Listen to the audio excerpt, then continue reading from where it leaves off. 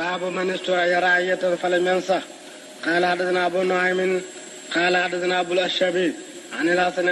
أن عبيد الله بن الزياد عاد معقل بن يسار في مرضه الذي مات فيه فقال له معقل إني محدثك حديثا سمعت من رسول الله صلى الله عليه وسلم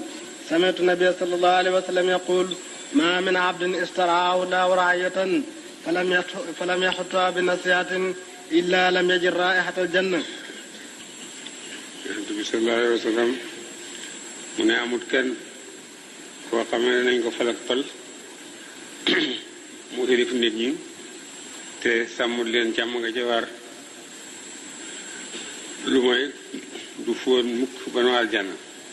buur bu maanduwut ñum xilif du fóon mukk ba nu aljanna te ba nu aljanna ku ko jubee doxab juróom téeméeri at mu xeeñ la maanaam lu jege aljanna lu mat doxab juróom téeméeri at